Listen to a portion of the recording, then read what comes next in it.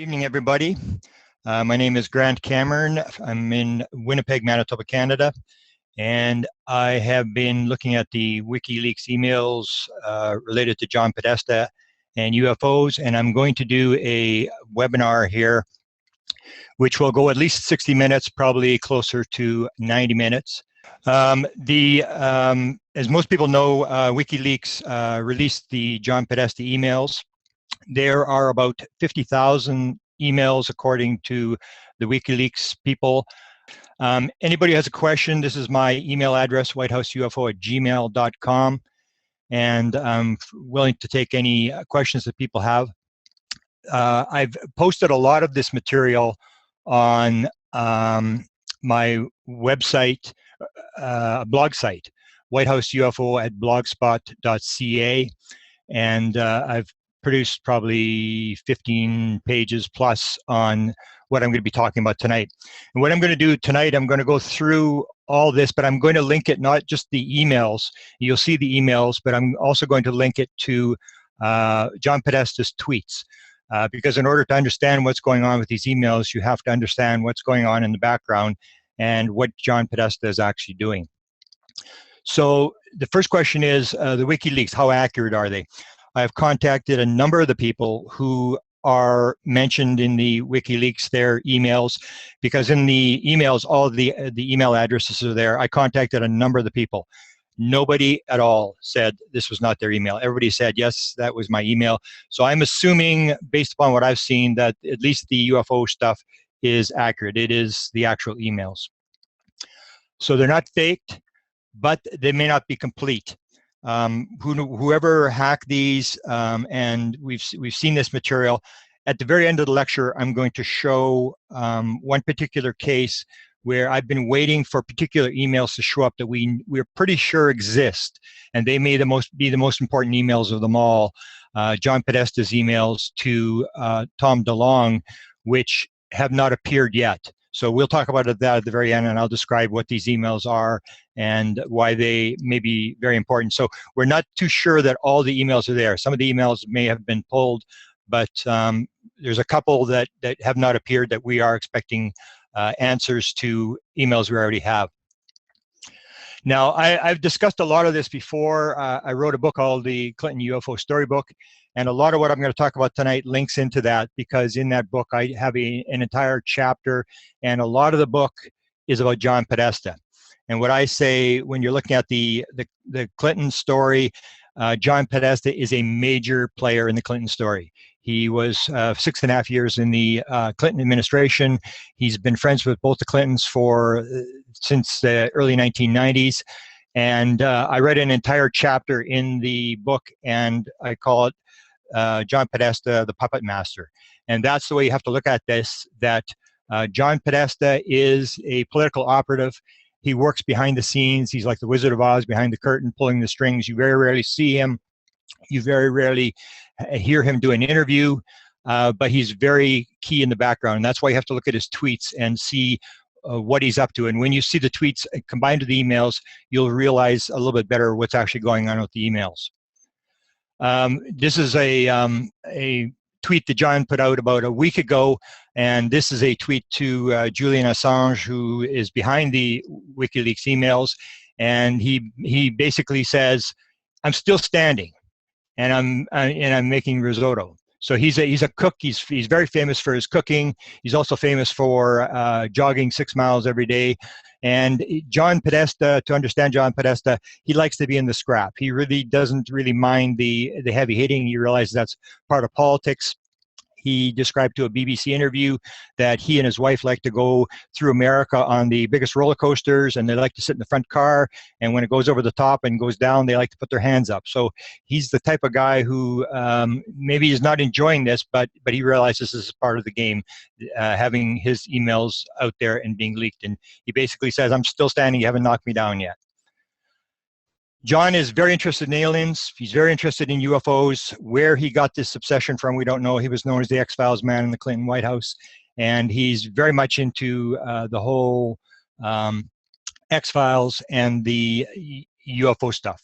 Leslie Kane, John helped Leslie Kane. Leslie Kane, reporter, and wrote a book on UFOs.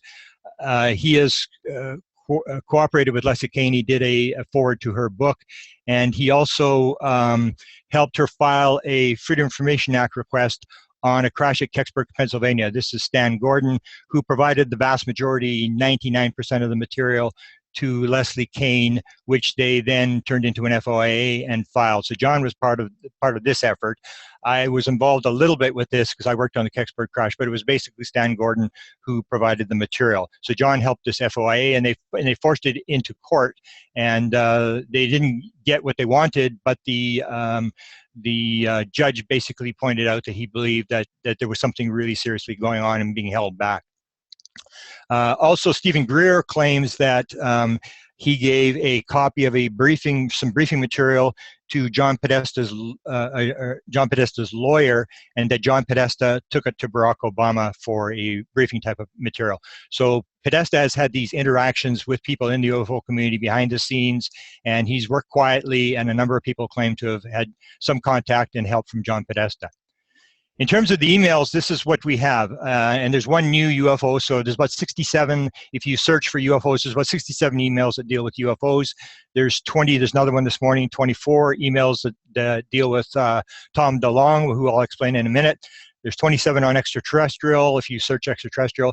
There's a lot on Edgar Mitchell, and we'll talk about that near the end of the lecture. And Rebecca Hardcastle-Wright, there's 7. And I have been in a lot of contact with Rebecca about an initiative that she was involved with Edgar Mitchell, trying to get a meeting with John Podesta and then hopefully with President Obama. And there are 6 emails that deal with the X-Files. John Podesta, as you would know, is the chairman of the Hillary Clinton campaign. He has the first and the last word on the Hillary Clinton campaign. He is the main player in this thing.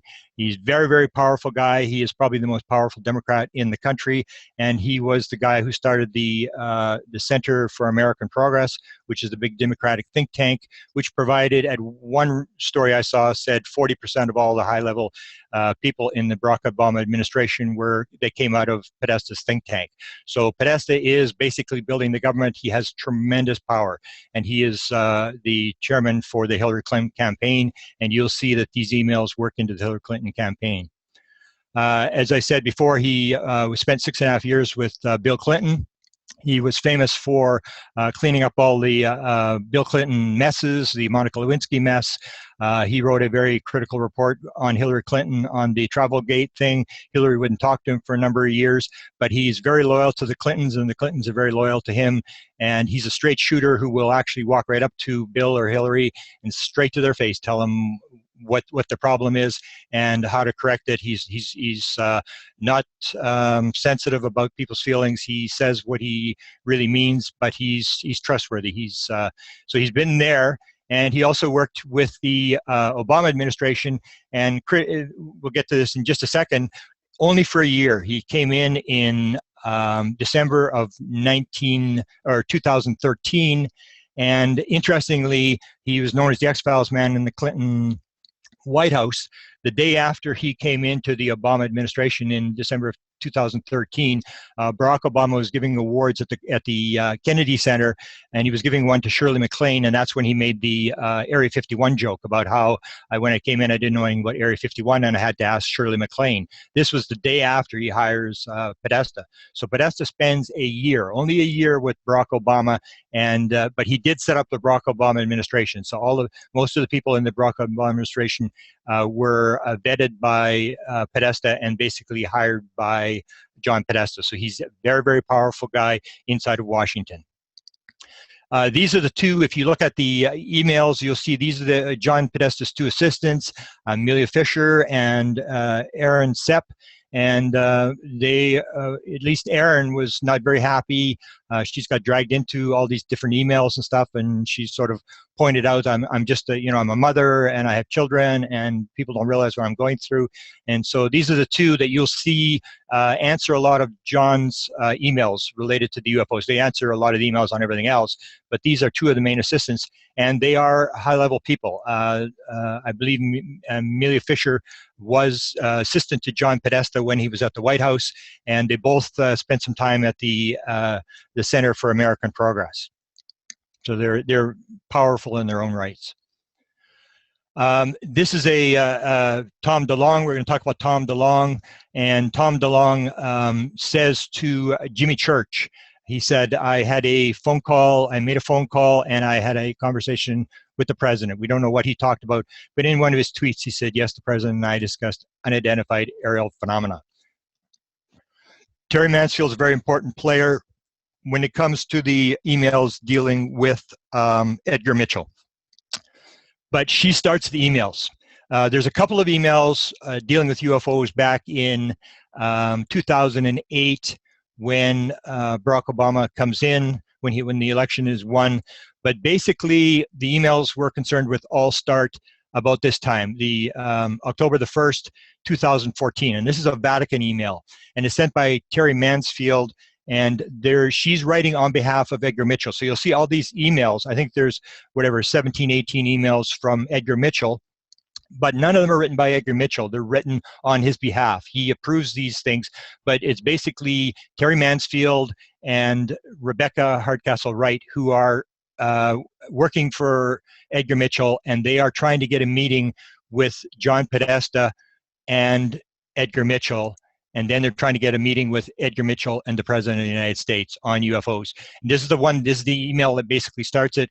It's a Vatican email. It's very, very interesting, from 2014. And it says, Edgar Mitchell asked that I write to Mr. Podesta and asked that you requesting his meeting in Washington, D.C. with John to discuss disclosure and zero-point energy.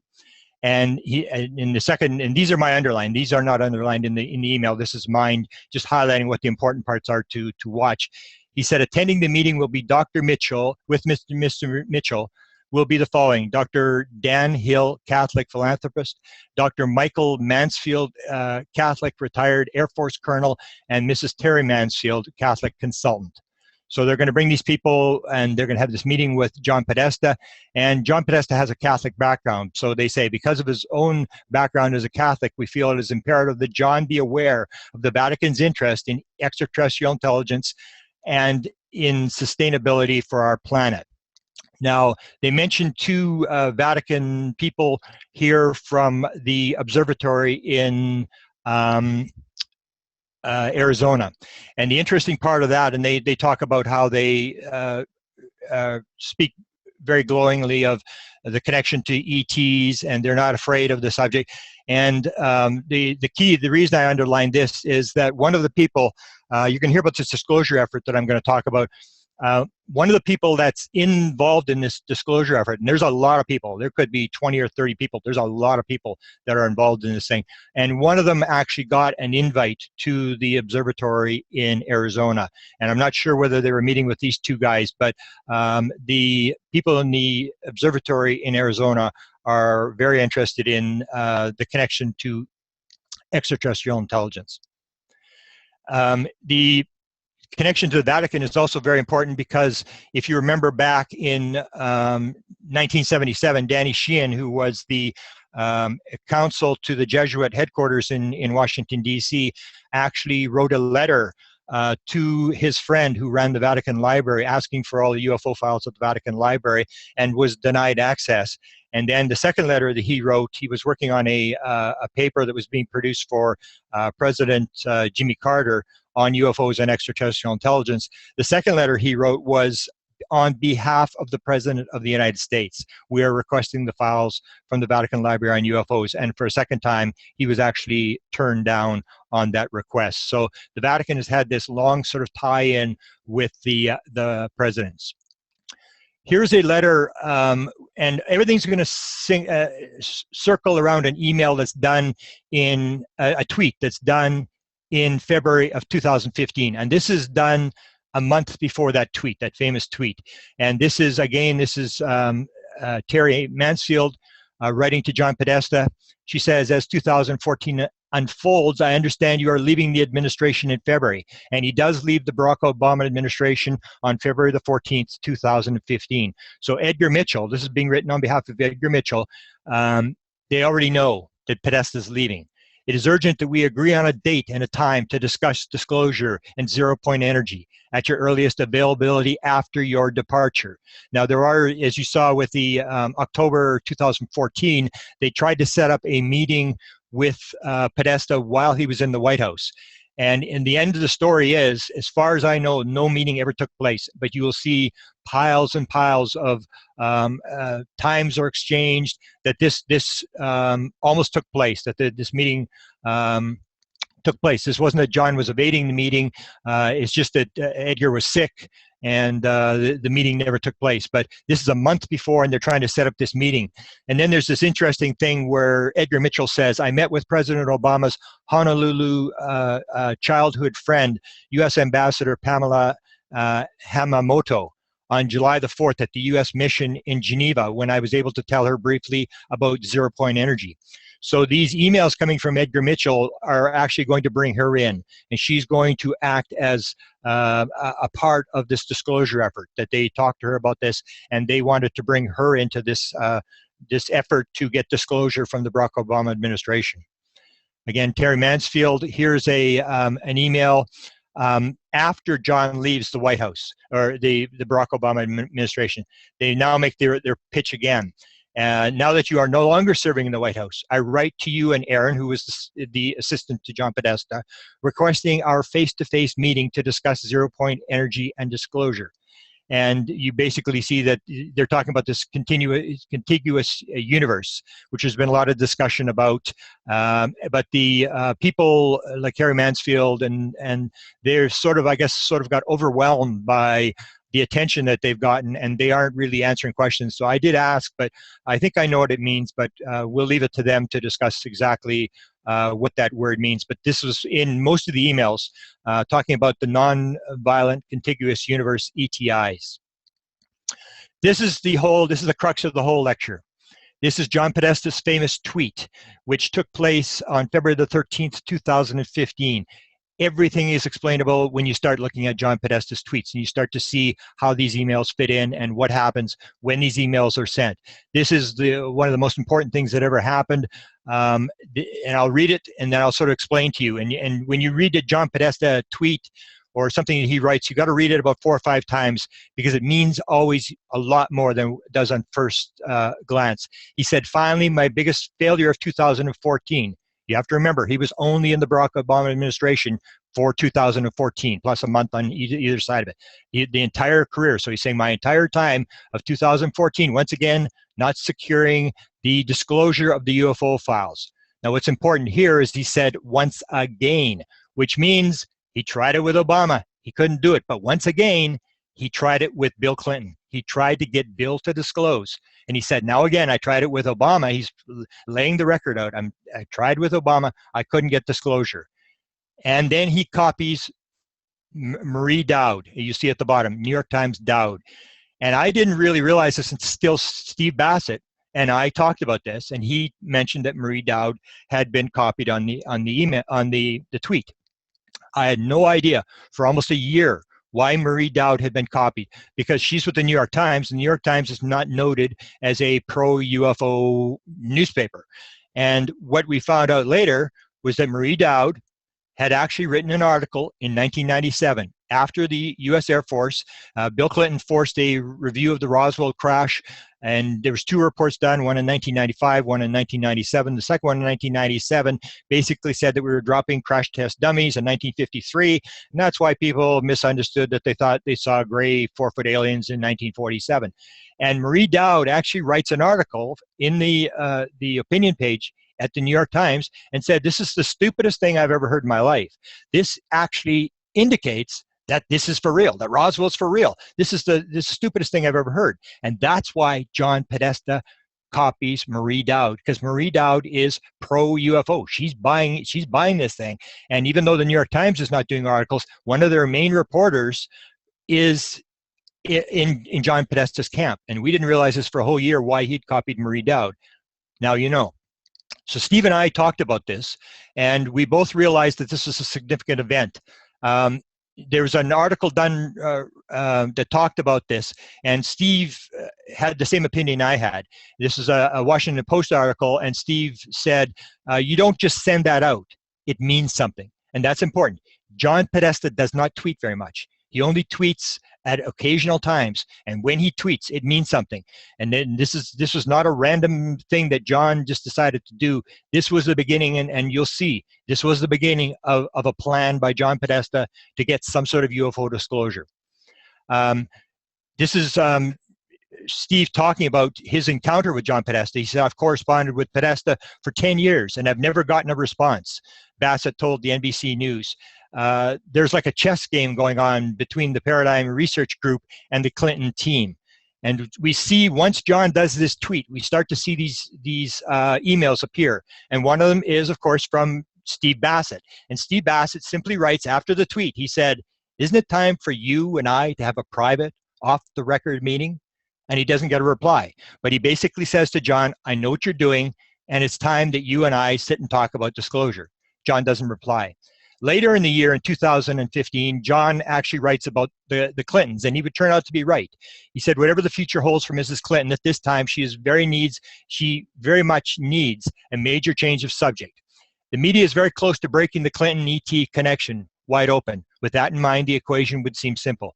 Wait for the media to arrive and be dragged into the truth process on this ET issue, thus reinforcing on a massive scale the meme that plagues her, or preempt the media and proactively speak to the issue, or perhaps transform the meme overnight. And that's what John is actually doing, as you'll see. He's actually starting this movement where Hillary is actually going to do some sort of disclosure. She's going to do some sort of thing, as you'll see from what's happened and from the emails. One of the other emails that arrives after John Podesta makes this famous tweet is from a member of the parliament in India. And he writes, he said, I didn't know about your fascination with UFOs. All the best in your new avatar. So this is actually a guy in parliament in India, friends with John Podesta, who basically emails him sort of congratulating him on this tweet. This is one of the more interesting ones. John puts out the tweet in February of 2015. And this guy, Bob Fish, he wrote this book called Hornet Plus 3. It's the story of the Apollo 11 recovery. And he writes a letter first to Leslie Kane. She does not reply. So then he sends 3 emails to John Podesta after John makes this tweet. In the first one, he says, based upon significant personal experience, I can attest that UFO hunters are looking in the wrong places. And then he says, within the US, this information has existed for many years and is still available today if one knows where to look and what to look for. Now, he sent it to Leslie. She didn't reply. And John actually forwards these to Leslie Kane. And you'll see Leslie Kane's response in a minute. In the second email, it's even more dramatic. He starts to open up about what he's talking about. In the second one, he said, on occasion, I had lunch with a few of them in the cafeteria. He's talking about people that he's encountered in whatever job he's doing, of a highly classified organization in El Segundo, California. No one could get into the cafeteria without top secret special compartmentalized information clearance. So this was not a lightweight group of gossipers. Of these times, a member of that group was really excited. He said they'd picked up a fast walker. I assumed the same day. He described how it entered our atmosphere from deep space. Actually, and then he said, and zipped by a DSP satellite pretty close on its way to Earth. Not only was it going very fast, but it made a 30-degree course correction, which means it did not have ballistic free fall re-entry trajectory that a meteorite have. So it was some sort of control, whether it was manned or just robotic, there's no way to tell. So he opens up about what he's hearing in classified channels. He's talking to John Podesta about this. And then he writes the third one. In the third email to John Podesta, he said, in that same top secret SCI building, I had lunch with a senior U.S. Air Force NCO who had worked for Project Blue Book in the 1970s. He was an ELINT technician electronic intelligence who flew RC-135s from MacDill Air Force Base in Florida. The normal target was Cuba, where they did lots of snooping and sometimes challenging Cubans to turn on radar and other systems. He said there were times when they were diverted from these missions to track UFOs off the east coast of Florida. His claim was that the UFOs had a landing and a takeoff spot in the ocean east of Miami, north of Bermuda. He also claimed there was a specific electronic signature frequency emanating from them when they were going or coming out of the water, so they were easy to track. On several occasions, they filmed the UFO as it transitioned from water to air or vice versa. The last item he occasionally assigned, on one item he occasionally assigned to fly in a U.S. Air Force, and he goes on. But basically, here's a guy who wrote the book on the recovery of Apollo 11, who basically starts to open up to John Podesta, and realizing John Podesta is sensitive to UFOs, sympathetic to UFOs, and he starts releasing this material.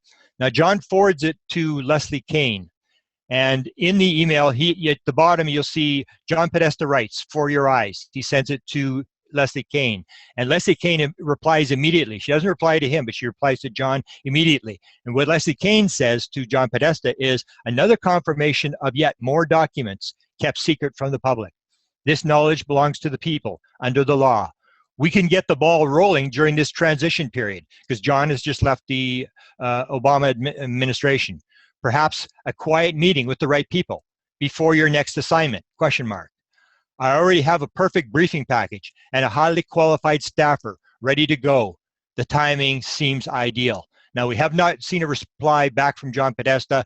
We don't know if he did reply or whether the email has been pulled, but this is one of the ones where there may be a reply where John either turns down the meeting or agrees to this meeting that Leslie Kane is proposing to have. And you got to remember, at this point, John has left the Obama administration, and he's now the chairman of the Hillary Clinton 2016 presidential campaign. This goes to July of 2015. This is the whole story, very important story. There are two main stories in the WikiLeaks emails. One deals with the Edgar Mitchell emails, and one deals with the Tom DeLonge emails. Tom DeLonge is a famous rock musician, and he gets the idea that he's going to go to high-level officials in the U.S. government, and he's going to get the truth out. He believes that he can take the truth, he can get the story out to the young people, that people can't get the story out. So he contacts a number of people, and then he contacts John Podesta. And he, as you'll see at the end, John agrees after 2 months delay to play the game, that he's going to go along. And there's no doubt what Tom DeLonge is doing. Tom DeLonge's effort is straight UFO disclosure. He wants this out. He wants as much of the material out as possible. And John has agreed to play. So John tells him to fly to Washington, D.C. This is important. And these are the emails we're missing. Is John Podesta saying, I'm ready to play the game. This is an important subject, and I need you to come to Washington. They go to Washington, and this is the interview that was done with John Podesta in Washington. And it happens in late July 2015. And you'll see here's Tom DeLonge on the left, John Podesta on the right. And here are the questions. This is extremely important. Before John Podesta did the interview, they sent John Podesta the questions for the interview. And this is very, very important. This is a book that was written called With the Stroke of a Pen. And it's written by Kenneth Mayer, who's a professor at the University of Wisconsin-Madison. And he writes a book on executive orders. I have made a number of lectures on does the president know? And this is the ultimate question that John Podesta actually gets asked in this interview. And you'll see the question in a second.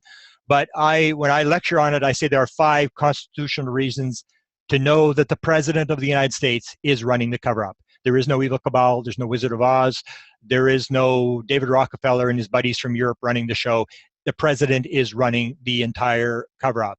And the whole key comes down to the number one reason. There's 5 reasons, but the number one reason is that all UFO secrecy, all UFO classification is run by executive order. All security, it doesn't matter UFO or anything else, all security, all classification is run by executive order. It's not run by law. It was started in 1940 by President Roosevelt, and President Roosevelt started an executive order which set up secret and confidential to protect the secrets of World War II, the technologies. And each president from Roosevelt on has added a brick to the wall, and they've built this wall of security based upon executive orders, not on law. The president runs the show, and basically what the stroke of a pen means is that if the president builds the wall brick by brick, the president can actually take the wall down with one stroke of a pen. And the importance of John Podesta is John Podesta was in the Clinton administration, and John Podesta helped Bill Clinton on 3 occasions with a stroke of a pen declassified piles of stuff.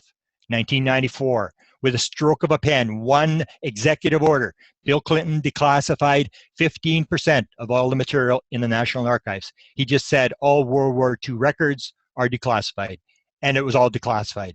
In 1995, the famous executive order that said anything over 25 years by the US government has to be declassified unless you fall under one of 6 exemptions. Otherwise, it has to be declassified. And that executive order in 1995 that Podesta helped draft has declassified, according to estimates, over 1 billion pages of material since 1995. In 1996, with one stroke of a pen, with an executive order, Bill Clinton declassified, opened up all the satellite photographs from Corona and a number of other spy satellites. It was done with one stroke of a pen. So this is basically what it comes down to is, does the president run the show? Is it run by the president, or is it run by somebody else? So here's the question. One of the questions that is sent to John Podesta by the film team from Tom DeLonge.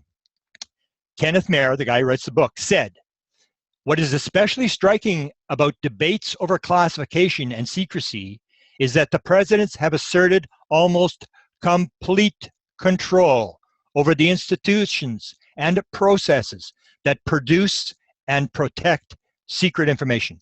In practice, classification remains an outpost of almost absolute exclusive prerogative." And that's what I'm saying. The president is running the show. The president is the Wizard of Oz behind the curtain. So he says to John Podesta, the question is, do you agree with this statement? If so, what can be done to lessen the president's dependency on secrets and classification within executive programs? If not, who is responsible for the proliferation of secrets within the US government? So that's one of the questions. Some of the other questions that were asked, it was this one: state secrets have proliferated far beyond the government's current ability to review and clear them for release. What can be done to reduce the creation and dependency on classified documents in future administrations? What can be done to increase our ability to process the massive amounts of sensitive data, much of which was born secret and was never reviewed prior to classification? That is one of the questions that John Podesta was going to be facing in this interview. Here's the UFO questions, direct UFO questions that came. In your opinion, are the files having to do with UFO investigations being kept classified, and who gains by continuing to keep these files classified? Then the last question: if you were to create a set of guidelines or a group to handle the declassification of UFO-related information and material, how would you go about it? Now, we really don't know well, I'll get that in a minute. When John gets these things, what is interesting to note that of all the emails, the UFO-related emails, the only time that John Podesta copies somebody else on these emails is when he gets these questions, these UFO questions. And these are the people that he copies. And he basically sends it to these people. One is Jennifer from the communication for the Hillary Clinton campaign. Then there's Daniela for communications and strategy at the Center for American Progress, which is the big think tank. Then there's Sarah Latham, the chief of staff for the chairman of the Hillary Clinton campaign. And then the 2 last ones are important. They're both at the Center for American Progress. that, as I said, provided the huge number of high-level officials in the Barack Obama administration. The one guy, Ken Good, is an expert on civil liberties. And this Ian Millhiser is on government efficiency and transparency. So John, especially the last two, he sends to his assistant, he said, send it to Ken, send it to Ian, send these questions to them. And so what he's basically doing is he's floating these questions to people who are experts on the subject, which indicates that these people know something about this. They have experts on how to answer these questions, what the constitutional issues are, how to deal with it, or it may mean that the Center for American Progress is actually doing a study. That John Podesta, because he was very interested and used to run the Institute, founded the Institute, that they may actually be doing a study on, if you were to disclose the UFO story, how would you do it? You'd put it through a think tank. Well, he's got the think tank, and it indicates that these two guys may actually be working on some sort of project where they're planning how to do this. And so this is the only time that John copies people, is when he gets these UFO questions from Tom DeLonge. Now, here's the interview. Tom DeLonge has put out a trailer for the documentary. Now, the documentary has not been released, but he gives a couple of little hints. Here's 3 little clips of John Podesta sort of answering these questions, but we don't know what's in the interview. It's just his little teaser of John Podesta talking in this Secret Machines documentary. Here's John talking about the Pentagon and what happens in the Pentagon. The Pentagon has special access programs deep in the bowels of the Pentagon bureaucracy. Little sunlight emanates from there. And then because he's a lawyer and because he knows the issues, and you'll always see he delays. When he does something, he always delays. He doesn't make immediate responses. He's very careful to think it out before. And so you see the second thing about how John thinks.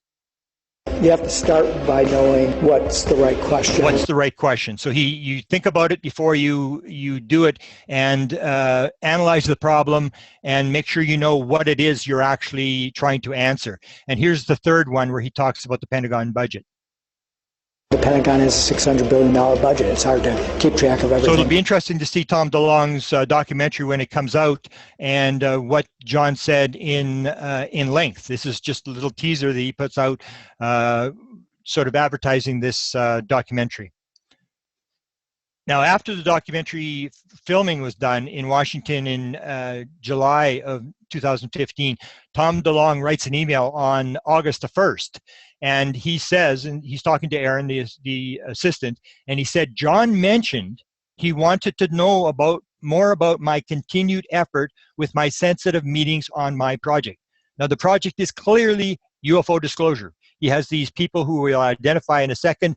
He has these people, and John has said he would like to be updated on what's going on with these high-level officials that DeLonge is dealing with. And we don't, this is another one that we don't have an answer to this. We haven't seen any answer coming back from Podesta, which may mean that he didn't answer this email, or that he phoned him, or that the email is missing. But we have not seen that yet, and we're waiting possibly for an answer to this email to back to Tom DeLonge. This is the second important tweet. You have the first one where Podesta tweets, my biggest disappointment of the Obama administration was I didn't get disclosure. This is the one where Steve Bassett and I said, he's up to something. Something's going on. John Podesta he doesn't tweet very often. He's up to something. And this was known as the Lena Dunham interview. It was done on September 29th, 2015. Hillary does a video interview with Lena Dunham, who's an actress and a producer in Hollywood. She's actually now campaigning for Hillary Clinton. And after the interview, John tweets this. He said, "Great interview, Lena Dunham, but Lena, next time, and ask her about the aliens next time." And what I say, I don't care what anybody says, John Podesta is a campaign manager. He's a guy who thinks everything out. And the way the campaigns are run, the Hillary Clinton campaign is run, is you use focus groups.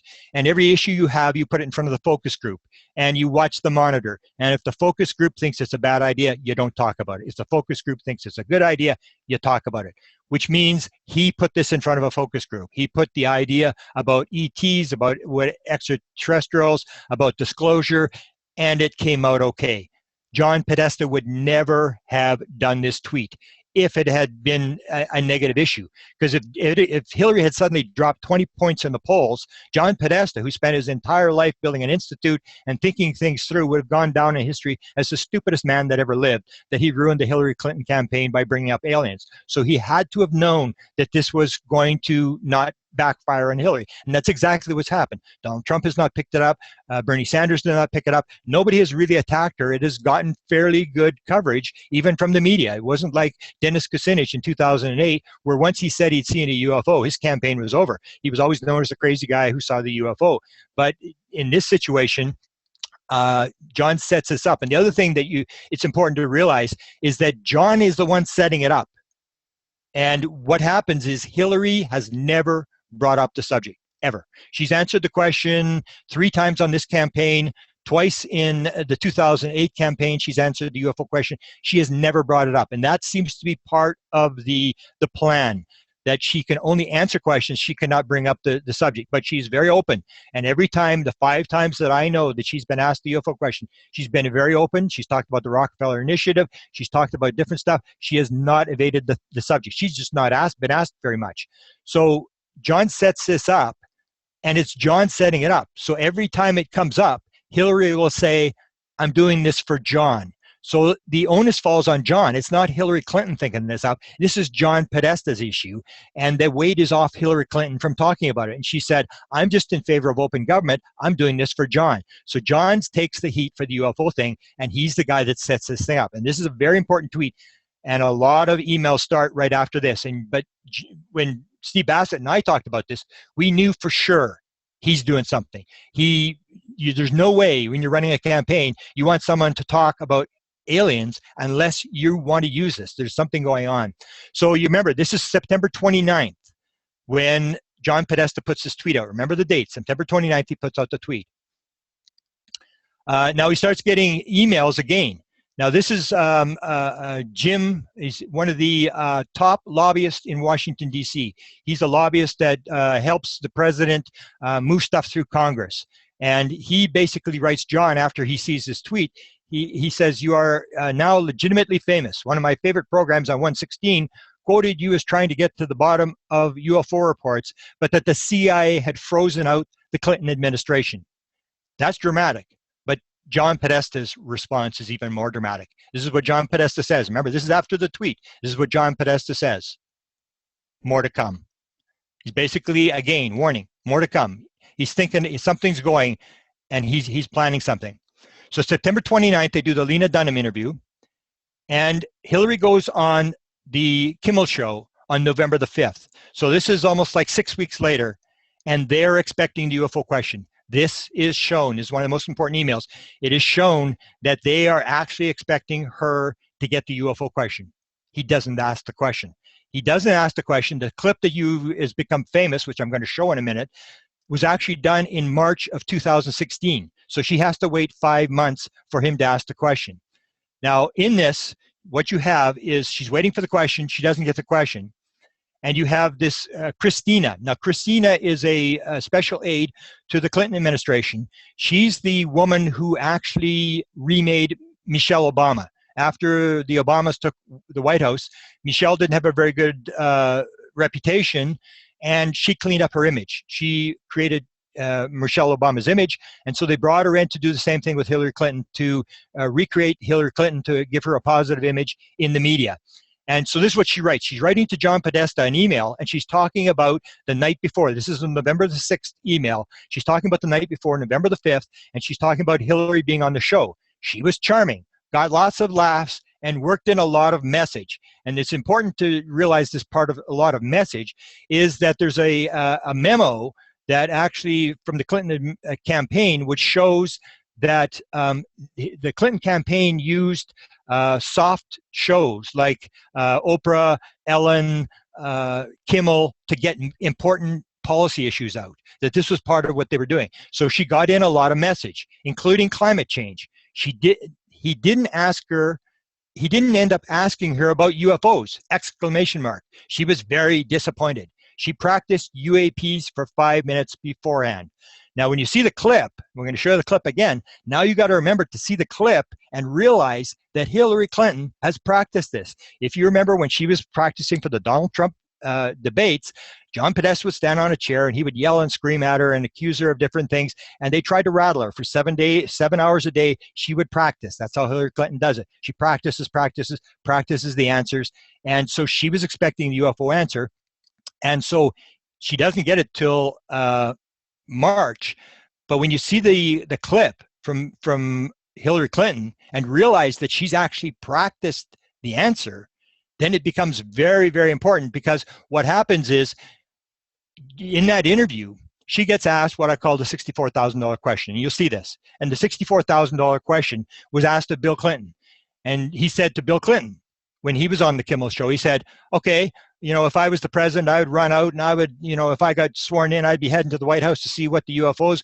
And what did you do when you got elected? And he said, well, I knew there would be a gazillion questions, and I got all the Roswell files together and I read them, and I don't think there was, a UFO. And I tried, and I'm embarrassed. I really tried to get something. And Bill would tell the two sides of the story. He'd say, I got the Roswell records, and then he would say I couldn't get anything. So you either got the Roswell records and read them, or you didn't get anything. And he would play this thing, I don't know what's going on. I'm just a puppet. I don't control the UFO thing. I'm probably not the first president they've kept in the dark, or the bureaucrats have tried to wait out. And so then Barack Obama comes on the show before Hillary, and Barack Obama is asked the same question, $64,000 question. Does the president run the show? What did you discover? Did you find out about the UFOs? And so there was a review done by Ben Hansen. He does a review of the Clinton one, but he also does a review of the interview with Barack Obama. And on that interview, he's watching on high def camera Barack Obama's lapel pin.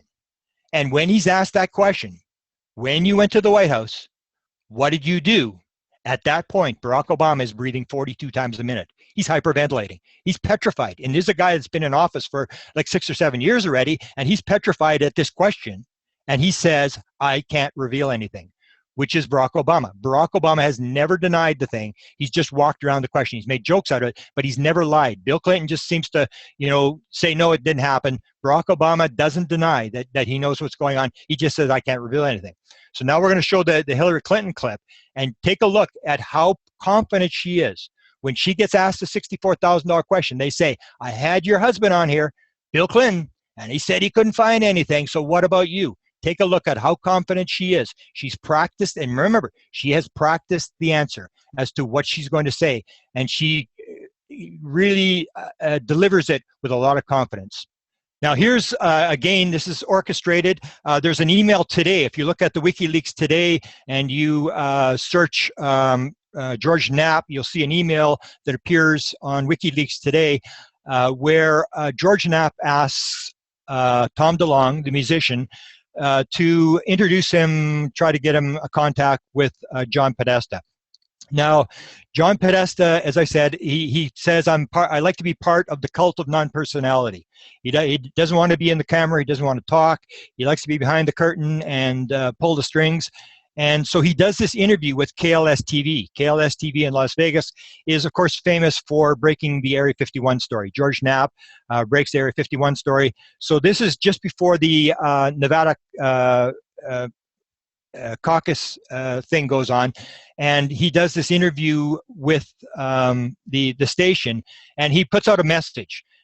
Later on, he goes to Florida, and I'm very good friends with Billy Cox, and I said to Billy Cox, I said, well, he did this interview with George Knapp. It's pretty close in Florida. Contact Podesta. Maybe you can do a UFO interview with Podesta. And I worked out. I said, like, ask him this, ask him that. And of course, he didn't get a reply from John Podesta. And the reason now it appears is that the reason that he did the interview with KLS-TV was that DeLonge helped set this thing up, whereas DeLonge didn't help Cox set it up. So in that interview, he says very important things. And this is, you see, remember his original tweet that said, once again, I was unable to get disclosure. I tried to convince Bill. I tried to convince Obama. I couldn't convince him. But look what he says to KLS TV. He said, I've talked to Hillary about that. There are still classified files that could be declassified. And that means that there's a cover-up. If he says there are classified files that can be declassified, there's a cover-up. John Podesta is confirming there's a cover-up. He's been in there. He's been chief of staff. He was the top advisor to Obama. And he's saying there are files that can be declassified. There's a cover-up. But the most important thing he says is, he says, I think I've convinced her. So he couldn't convince Bill. He couldn't convince Podesta or Obama, but he convinced Hillary. I think I convinced her that we need an effort to kind of go and look at it and declassify as much as we can. And that's extremely important, because it comes down to the $64,000 question. Is the president running the show? And John says she looks at it. She doesn't have to go to the evil cabal. She doesn't have to go to the Wizard of Oz. She looks at it and declassifies as much as she can, thinking that he knows the procedure is that the president has the material, and he or she can actually just look at the material and make a decision, and with a stroke of a pen can declassify whatever they want to declassify. And so you can look at it and declassify as much as we can, so that people have their legitimate questions answered. More attention and more discussion about unexplained aerial phenomena can happen without people who are in public life, who are serious about this, being ridiculed. So he basically says, I've convinced Hillary to do it, confirming the fact that he's up to something. I've talked Hillary into doing this, and we're gonna get this thing done, and Hillary's gonna do it. Now, here's an email that comes a couple of days after he appears on this thing, and this is from Eric, March the 5th. I think the interview was on the 1st, and he basically says, I'm proud of your continued effort to disclose the truth of the secret UFO files. And he said, I hope history remembers your undaunting efforts to inform the American public about extraterrestrial visitations. And he goes on, my children are 2, 3, and 5. I hope they grow up with a government that is open and honest about our place in the universe. The knowledge shared with our younger generation can serve as a spark for an incredible human, it goes on. Now, the important thing to that is John gets a lot, because he's known for UFOs. So he does get a lot of UFO where people are talking about, give me all the information on UFOs, or I saw something, or something like that. And very few of them he answers. But this one he does answer. And he basically says to him, thanks for your support. We will keep at it. So after his interview, he confirms to Eric, we'll keep at it. We're going to keep this disclosure thing going. And this is now March of 2016. Now, here's one of the interesting ones. You can see a lot of the people getting dragged into this. The guy on the left is David Tattel, and I didn't realize he's a judge on the U.S. D.C. District Court, Appeals Court, and I think he's blind. I'm not sure, but he is very interested in UFOs. We did not know this until we saw the tweets. And Anne O'Leary, who's you see her on the right there, is an assistant to Hillary Clinton. She writes John, and this is after this, again, after he made this disclosure in KLS TV. As I was telling David the last time I saw him, the two of you are the biggest believers in ET life, who I know, and I think you'd enjoy talking with one another. I know that neither of you have much time, but I think you'd have a fascinating time discussing it if you ever got together. So she's basically putting John together with this big judge in Washington, D.C., and they should go and talk UFOs. So in behind the scenes, there are people in the campaign and in Hillary's staff who know John's interest and are feeding him articles. And there are an awful lot of articles that are fed to John Podesta where they'll say, have you seen this? And a number of them are on Steve Bassett, where like the Washington Post would do an article and they would send it to John and say, have you seen this? And there's even one article that escapes me which one, but where John actually copies himself. He actually recopies, he emails himself with this article talking about him being the UFO guy running the Hillary Clinton campaign. Now here's the Tom DeLonge story, which is for a lot of people the most important part, and it is a very important part of the WikiLeaks emails. It all comes down to one meeting. Tom claims that he's got these 10 people, and one of them is John Podesta. I know a number of people outside that group. And Tom DeLonge mentions other people. This is my opinion only. There are 4 groups. This is not Tom DeLonge and 10 people.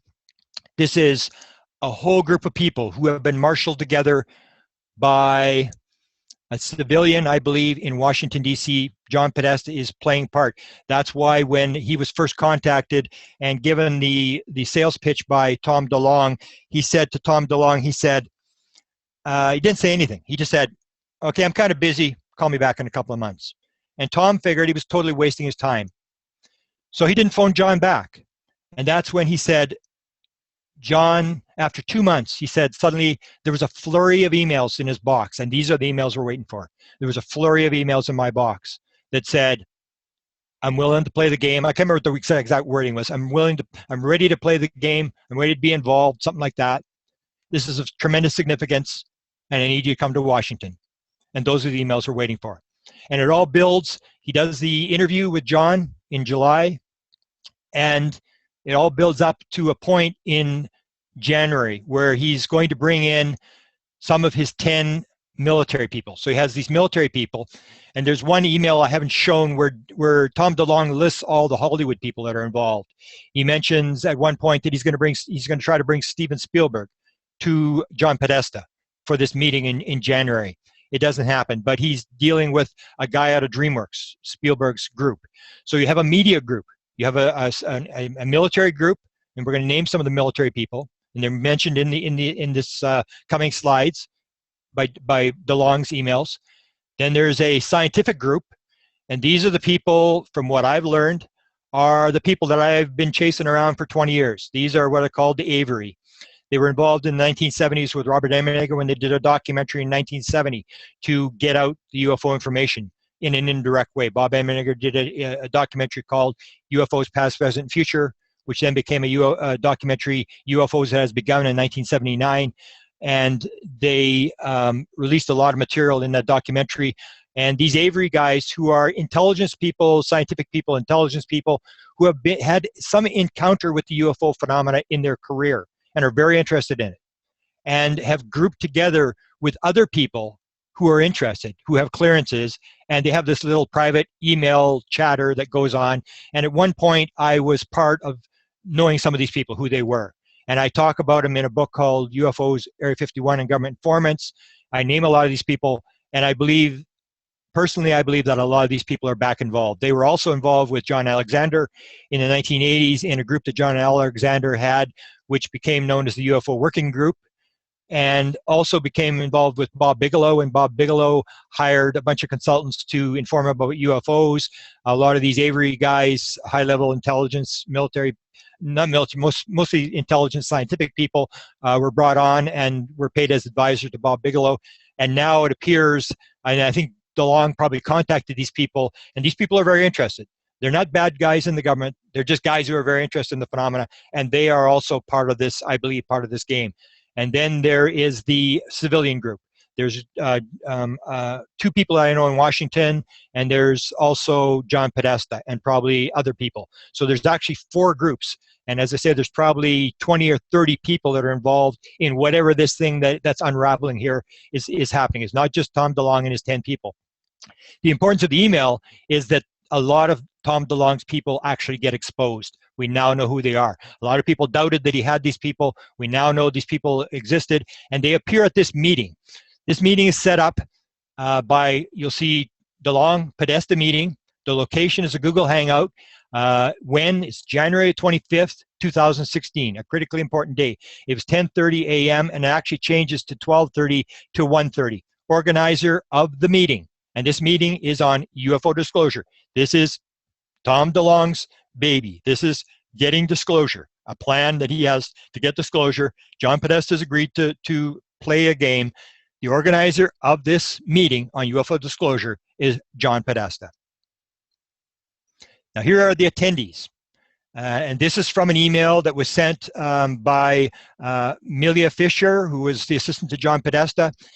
It's addressed to Tom DeLonge, Neil McCaslin, General Neil McCaslin, and Amelia Fisher, who is the assistant, John Podesta, Robert Weiss, who is basically the guy running Area 51, and General Michael Carey, who is the assistant of the Air Force Space Command.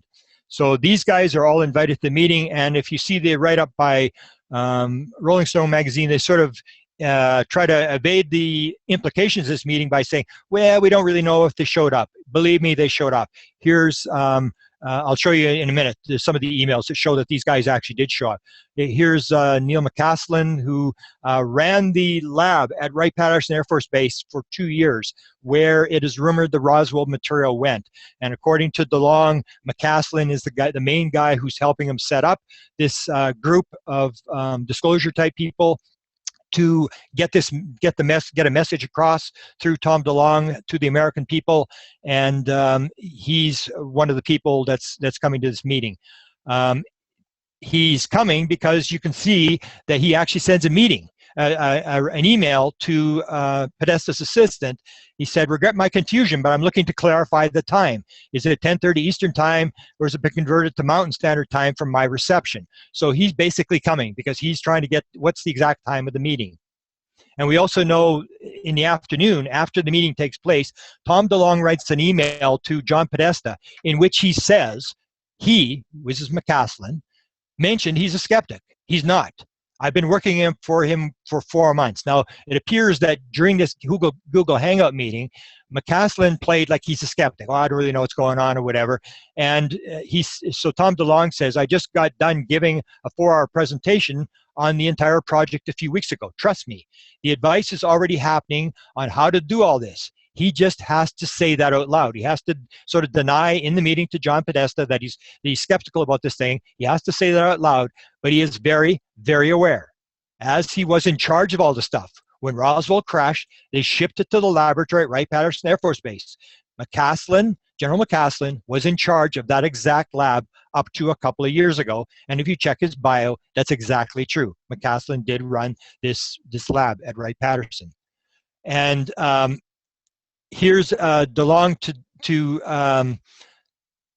to Podesta, and this is sort of saying where he wants to bring these people, how this meeting got set up. I received your email from your assistant.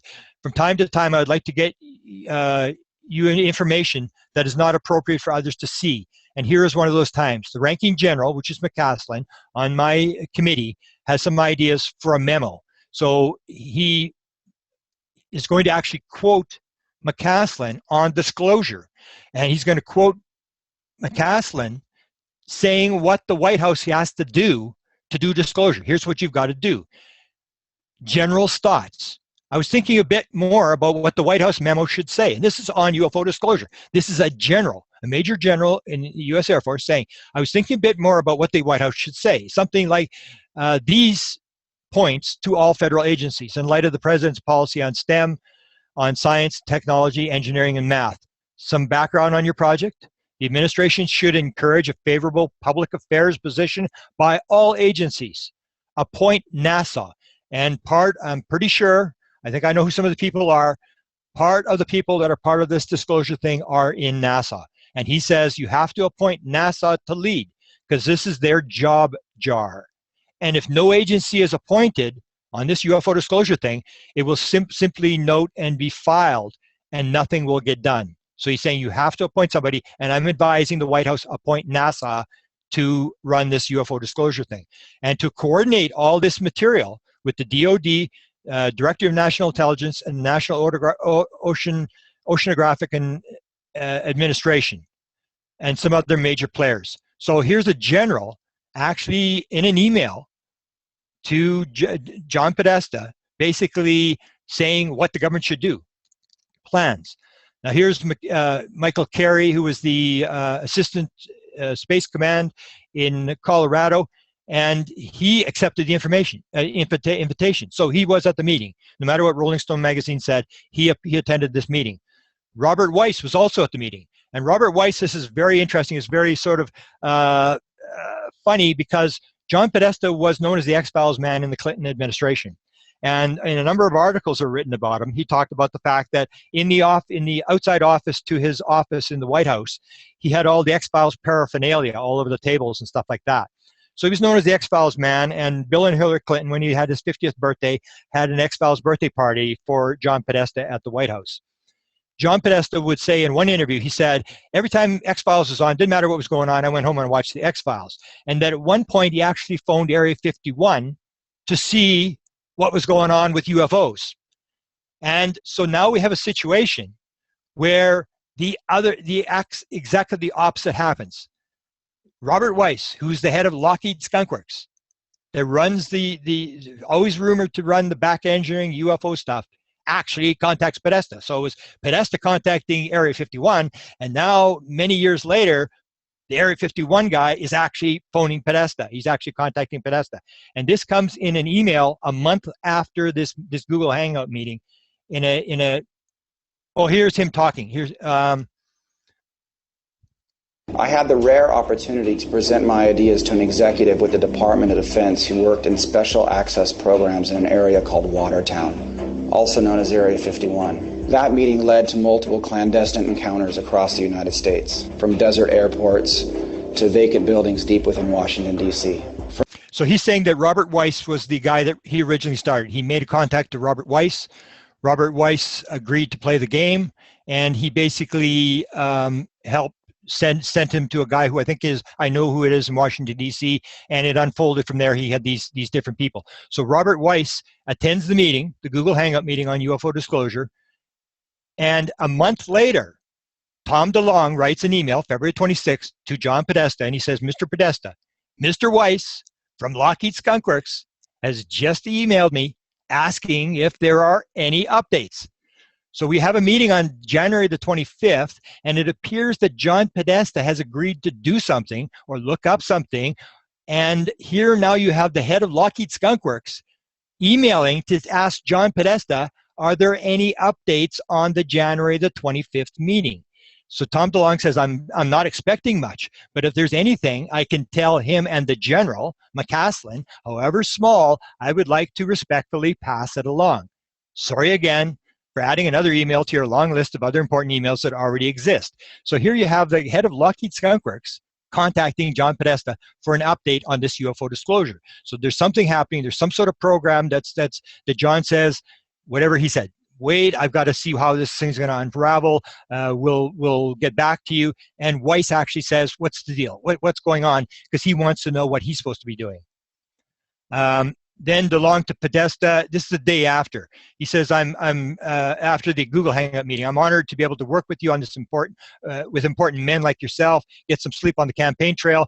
By the way, if I can help, I'm happy to do it. And he mentions the fact that he actually met with Hillary Clinton and he campaigned for John Kerry. And he said, I've always loved her, always wanted a female leader.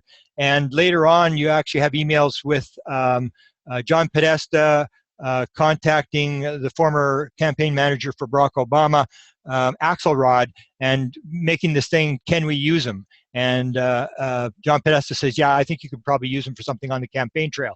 So they're actually discussing getting him to help campaign for Hillary Clinton. Robert, here's a sort of an unrelated email. It's Brian Deasy's a senior advisor to President Obama, and these are some of these odd emails that pop up.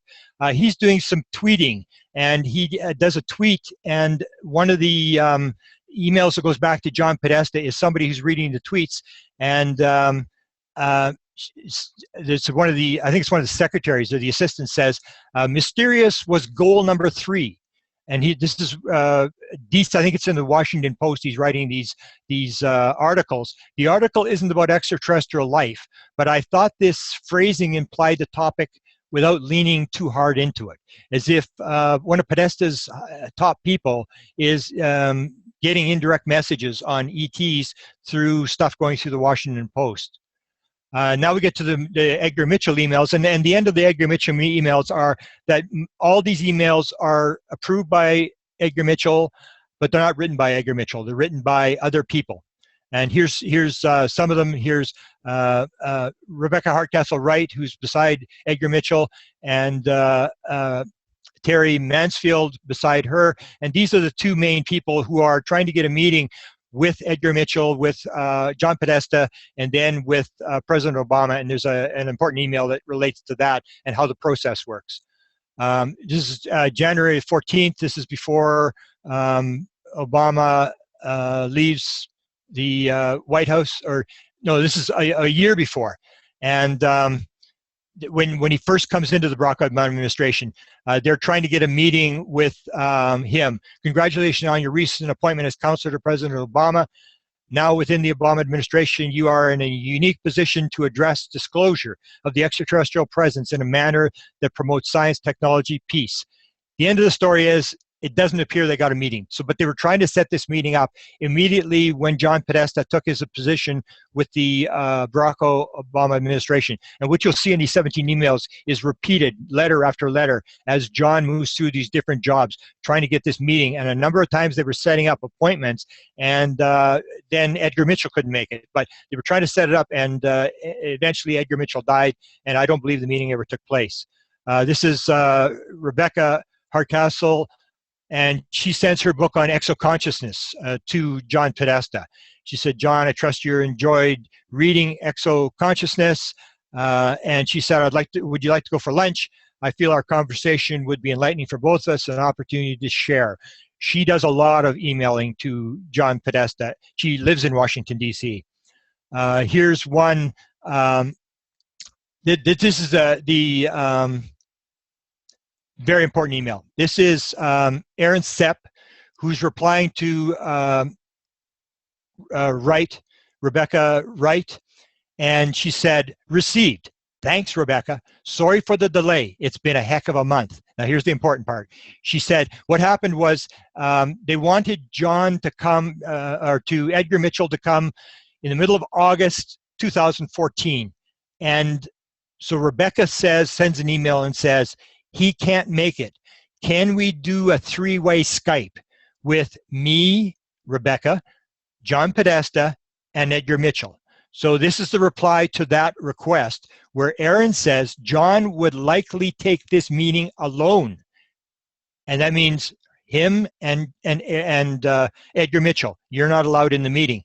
But this is the important part. She said he'll take the meeting alone before involving the president. And this again comes down to the idea, is the president in charge? He says, take it to the president. He's not going to take it to the evil cabal. He's not going to take it to the Wizard of Oz. If this works out, and the discussion is always by Edgar Mitchell, it's on zero-point energy and UFO disclosure. If it works out, he will take the issues to the president, which indicates the president knows what's going on. Here's another thing that sort of backs up the fact that the president knows what's going on. In May, the New York Times, May 10th, ran an article on the Hillary Clinton statements that she was going to disclose. And in their article, the New York Times basically asked, is this going to happen? Is Hillary going to do it? Why is this happening? And it was a straight up piece. There's no little green men in the article. It was a pretty straight up piece, the fact that Hillary was going to disclose. When the New York Times did that article, it was a green light to everybody. And 3 reporters in the White House press corps suddenly started asking very serious questions. What's the deal? Is this classified? Is President Obama going to is he going to release the UFO secret before Hillary gets in? Why is Hillary saying this?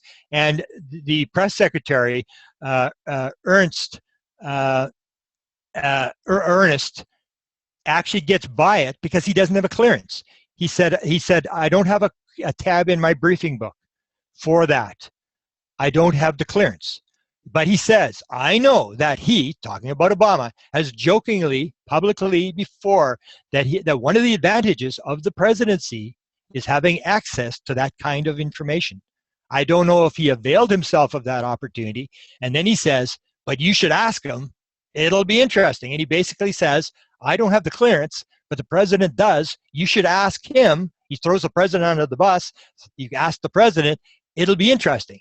The problem is, the 3 reporters are very serious, and the 3rd reporter, an African-American reporter, actually confronts the press secretary when he starts walking around the question about Roswell and classified material, and by saying, you're not going to get away with this. And the press secretary says to her, you just keep trying. It dies there, and nobody asks Obama after he comes back. He's in the Pacific when he comes back, the question. But this thing almost broke, but it all implied that basically the president does have a clearance, according to the press secretary, and you should ask him these questions about classification and UFOs. The problem is that none of those three reporters have asked the president. Now, here we go back to Terry Mansfield. I left a message May 19th. Please let me know when John can talk with Edgar and me on Skype about disclosure and the difference between our contiguous universe, nonviolent ETI. So she said it's more popular than ever. So again, you have her making requests as well. Then they want to talk, here's an email where they want to talk directly with President Obama by Skype for historical purposes while the president is still in office. And then the critically important thing, which I only noticed a little while ago, I'd seen the emails, and that is the deal of consciousness. This is Rebecca Hardcastle Wright writing, and she says, John, Edgar has consulted on consciousness matters for the American presidents in the past. And this is extremely important because this is the basis of the UFO phenomenon. This is potentially one of the reasons they're having a problem with the disclosure is it's not just little aliens from another planet in a little tin can with an anti-gravity engine in it. It's got to do with consciousness, and it's very, very complex. And she's saying Edgar has consulted on consciousness matters for American presidents in the past. I was shocked because I had my download experience in 2012, and I know that consciousness is the basis of this whole thing. And I'm very shocked to see that Edgar Mitchell actually had consciousness discussions with the president, which indicates the president knows more about this than just little green men. Tom DeLonge. When Tom DeLonge talks about going to Robert Weiss at Lockheed and getting in behind all the equipment, he talks about the fact that they had a major discussion on consciousness, that he was told by Weiss that this was the key item. Here's Tom DeLonge talking about consciousness. We had a discussion for 55 minutes about consciousness. One of the more important things I'm going to share it with you guys this evening is that the UFO phenomenon is tied to consciousness. And for a lot of people, that's going to be very hard to understand because they think it's this hokey-pokey, spiritual, interdimensional, like it's whatever your mind goes to, when people say the word consciousness. But what you need to understand is that the universe itself and all things in it contain some very, very interesting properties and life forms. And what the UFO phenomenon is connected to has a lot to do with not only with us as a life form, humanity. Okay, and so you see the consciousness being brought up with the president. Then you see the head of Lockheed Skunk Works telling Tom DeLonge that consciousness is key. And guess what? Consciousness is incredible. And guess what? There is a God, but it's not a God that looks like Buddha or has Birkenstocks or whatever. It's an infinite, beautiful energy that connects all of us, that creates stars. Okay, that creates galaxies. Like, it's a powerful energy, and that energy is very important. And when humanity figures out how to be more in touch with that, and I don't know how yet. Like, I'm not saying I figured this out. I just know the UFO phenomenon is attached to that subject. And when I was behind machine guns and 4 layers of crazy doors and in the secure facility, that is all the head scientist wanted to talk about. Now, here's part of the download I got that basically told me consciousness was the key to this whole thing. Robert Weiss is the guy that he's talking to. He said the top scientists are talking about consciousness being key. Ben Rich gave a lecture in 1993 at UCLA. He was the former head of Lockheed Skunk Works. And in that interview, he made the famous statement, "We now have the technology to take ET home. We've discovered the mistake in the equation. It's not going to take a lifetime to do, but it's going to take an act of God to get this thing out of Congress. In the audience that night was Jan Hartson, who's the international director for MUFON. Jan Hartson had a close encounter at 9 years old in his backyard with his brother. He had become obsessed with UFOs, became an electrical engineer, wanted to back engineer and build a flying saucer. And so when he heard Ben Rich saying this, he knew this was his chance. He had to ask Ben Rich how the UFO propulsion system worked. And so after it was over, he took some questions. And as he's heading for the door, Ben Rich, he goes running up to Ben Rich and he said, Ben, I've been interested in this my whole life. I'm obsessed with the propulsion system. Ben, I need to know, how do they get here? How does it work? And Ben Rich turned around. He looked at him as if, like, who are you? And he asked him a question. He said, let me ask you a question. What do you know about ESP? And Jan Hartson said, I didn't expect a question. And so he just stumbled around. He said, it means everything in time and space is connected. And Ben Rich said, that's how it works. And he turned around, walked away, and got in his car and drove away, and died about 2 years after that. And Ben never revealed anything more, but he basically says the question, what do you know about ESP? Consciousness, non-local consciousness. In 1950, this is the other part of the download I got, and these things all came to me in an instant in 2012, February 26th. The Canadian government in the early 1950s was involved in this. Wilbur Smith was a contactee. He was the guy running the Canadian government program. He went to the United States and through classified channels, he asked the American officials through classified channels, through the Canadian Embassy in Washington, D.C., what's going on with UFOs, flying saucers. He never used the word UFO, flying saucers. And what he came back with was this famous top secret memo that the Canadian government does not deny, said they do not deny this top secret memo, that it existed, it was for real.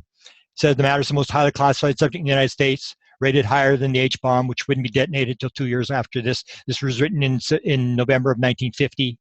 Flying saucers exist. Their modus operandi is unknown, but concentrated effort is being made by a small group headed by Dr. Vannevar Bush. And the D item is considered to be of tremendous significance by American authorities. The idea that came into my head when I got that download was the very next line in the document. It's very important because in 1950, there is nobody talking to aliens. The contactees, Adamski, Williamson, all these guys would not appear until 1952, a couple of days after the detonation of the hydrogen bomb. Betty and Barney Hill's book would not be released till the mid-1960s. There was nobody walking around claiming they were talking to telepathic aliens.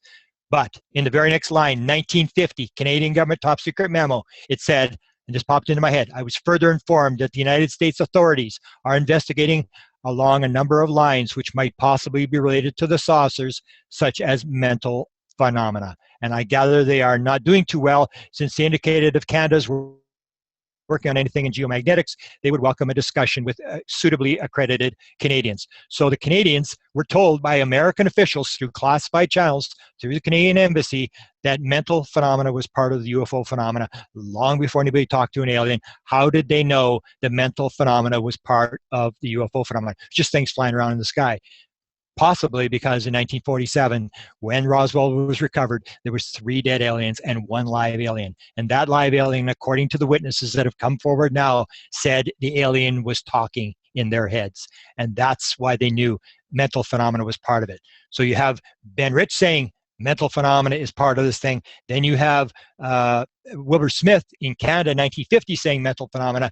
And then the third one was in the book UFOs, Area 51 and Government Informants. We spent 8 years chasing Dr. Eric Walker, the former president of Penn State University. He's got 14 honorary doctorate degrees. He was chairman of the board of the Institute for Defense Analysis, the top military think tank in the United States. He was an assistant secretary of defense in charge of weapon development in 1950. Friends with Eisenhower, did an engineering study for Eisenhower. Very good friends with Milton Eisenhower, who was the president at Penn State before him. Very, very powerful guy. We were asking him a number of questions over 8 years, and he said, I can't talk about this. I don't talk about this subject. Go study something else. He didn't mention classified, but he said, I can't talk about this. And he would give rhymes and riddles, and he couldn't hang up the phone. And at one point, someone asked him about the MJ-12 group, the control group. And he said, is the MJ-12, is it still just 12 people, and is it all Americans? And Walker cuts him off, and he said, let me ask you a question. What do you know about ESP? And the guy that was doing the interviews didn't have an answer, so Walker answered his own question. He said, look, And he's talking about the MJ12 group, the control group. He said, look, unless you understand about ESP and how it works, you will not be taken in. Very few people understand it. And that's how it ended. And that was 2 years before Ben Rich would stand up and say the same thing, that mental phenomena was part of it. This is a 1991 interview. So you have a third person saying mental phenomena is part of this thing. And this was in this book that we had done in the free study. If you look at the free study, and this is important when you get Edgar Mitchell talking to presidents about consciousness, that this is part of this whole disclosure effort, and this is in the WikiLeaks. In the free study, it has been revealed when they asked these people who answered the question, 902 people answered, 13% of all experiencers say that the aliens, the beings, whoever you want to call them, let them fly the ship. I first heard about this after I had my download in 2013 in Phoenix. The first woman told me this, that she was flying the craft. I thought she was nuts. I could not believe she was saying it. I had never heard of this before, but 13%, 13.19% of all experiencers say they've flown the ship. And I have now talked to 36 people, and nobody has said anything different. You say, you can cut them off. You say, I'm flying, and you say, hang on, how do you fly a flying saucer? And everybody says the same thing. Nobody says anything different. You use your mind. It's done with telepathy. The ship is alive. You interact with your mind. That's how it works. Like Ben Rich, that's how they get here. It's ESP, it's non-local consciousness. And so that's why it's so important that you have this email where we learn that Edgar Mitchell has been consulting with presidents on consciousness. Now, of all the people, and I've taped some of these people who've talked, I'm going to play the exact 4 minutes. It's a little bit hard to listen to, but this is Chris Bledsoe, who is one of the people who's flown the craft. And since he has flown the craft, once you make this interaction with the craft where you actually fly it and become one with the craft, then you can pick up the craft. You know when the craft is around. And John Alexander has done a number of interviews in the last 6 months where he went to Chris Bledsoe, and Chris Bledsoe accurately predicted, John, there's something coming. And John said, there's no time, second time in my life I saw a UFO, and it was for real. And he picked it up. And he said, once he was able to fly the craft, he was in one with the craft, and he can tell when it's coming. He can tell where it's going to come from and this sort of stuff. So I'm going to play Chris Bledsoe talking about flying the craft, and this is the pedestal that he'll be talking about in this thing. And you can actually hear, and everybody basically says the same thing, how you fly the craft. But here's Chris Bledsoe, because he's very detailed about how this operation, and he's flown the craft a number of times, and you will see how it involves consciousness and the mind. When I walked up to the craft, from the outside, it's shaped like an egg. And it's faceted, but in the shape of a beehive. Now I'm looking at the outside of the craft. The skin, that's what the skin appears like on a tiny form, real little tiny, like honeycombs. But as it becomes alive, this craft, these honeycombs expand and get bigger. The little ones turn into bigger. Okay, so entering into the craft, there's this round area towards the front, and there's this pedestal that looks sort of like a raised area on this, near this console. It's like a pedestal, and on top of it is a beehive. Half of a beehive, like half of a basketball size, that size, but not quite round. But it's kind of black carbon fiber texture on the outside, but in the shape of honeycomb. Everything's like a honeycomb, but micro, tiny. But when I laid my hand on it, they showed me to lay my hand on it, and I did. Where my hand was turned into this deep purple violet color, and then it began to change that color. And it went through the purples and blues into the green, and then it got to this aqua color, like an aquamarine. The whole thing lit up, this pedestal. And it all happened in a very quick manner, all in just put my hand on it, pull it away, it cycles colors, boom, it lights up, and then the inside of the craft begin to light up. And that's when I see from the inside the same texture as from the outside of the craft. Millions of little tiny honeycombs began to glow. They're sort of like LED dots. That's how I would describe them. They're tiny. I'm looking at them on small scale, but then they begin to rotate. Each one, they're like mechanical gears. You see it as a connection to the craft. The craft becomes alive, and it turns into this geometric, huge honeycomb shapes. All the little ones are gone now; they're great big, and then after all that startup process happens, all of them, just seconds really, is a part of me. If I look at something and I want to be there, that's where we go, and it keeps you.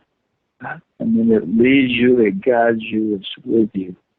I've never seen a stick that you drive it by. It's always been just thought.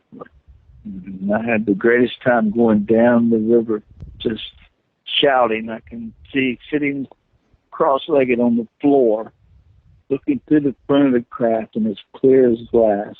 And I'm right down on top of the water, just screaming down the river. I went through the connection process because it's surreal. The sound, the everything all happens very quick. But you become a part of that machine. That metal is actually has almost like a soul to it. The craft does. Becomes maybe you into a machine somehow. That's very intelligent.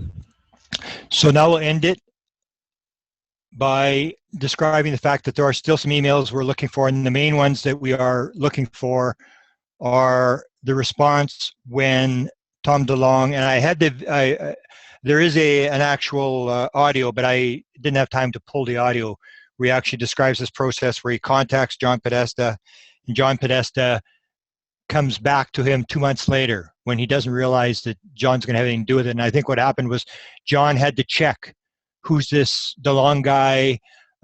Who's he dealing with? What's the plan? How do I fit into this plan? He carefully checked all the angles and then got approval to be part of this group. And that's when, according to DeLonge, there was a flurry of emails that came back to him saying, I'm ready to be involved. This is of tremendous significance, and I need you to come to Washington. So there's maybe 7,000 emails to come. All the emails will be released by the time the election takes place, because it's intended to injure Hillary, so it doesn't help to release them after the election. They'll all be out by next Tuesday, and I'm hoping that these emails will appear, because if you have John Podesta on an email saying, I'm ready to play the game, or I'm ready to be involved in this, and this is of tremendous significance, and come to Washington, then you have an email that even the Washington Post and the New York Times, who are gone back to sleep, will actually find interesting enough to actually pursue it and maybe put some reporters on it and press this story. So thanks you for listening, and stay tuned to my blog site where I update this stuff on my Facebook site, but a lot of people don't have the access. But the blog site, if you Google White House UFO blog, I update the latest disclosures, and I've sort of I'm releasing a book on consciousness. It's called Inspired: The Paranormal World of Creativity, which goes through all sorts of different consciousness things, where Nobel Prizes come in dreams, and music comes in dreams, and art, and all this kind of stuff. And I've had to sort of delay that, although it should be out next day or two.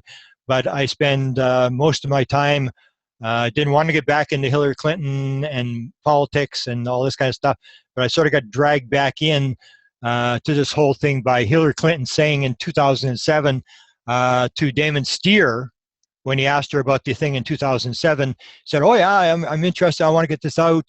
Do you realize that the most requested item at the Clinton Library was for FOIAs was UFOs?" And when I heard that, I went, "Whoa!" Like, you think you're wasting your time, and you suddenly realize that the people in Washington are all actually watching what's going on. They aren't talking about it, but that she actually realized that I filed all these FOIAs, and that sort of dragged me back into it. So I'll be glad when Tuesday comes and I can get back to consciousness and away from the political stuff. But keep an eye on the blog site and Facebook, and hope, like I do, that we're going to get this key email where John Podesta agrees to be part of this UFO disclosure initiative by Tom DeLonge. Thanks for listening.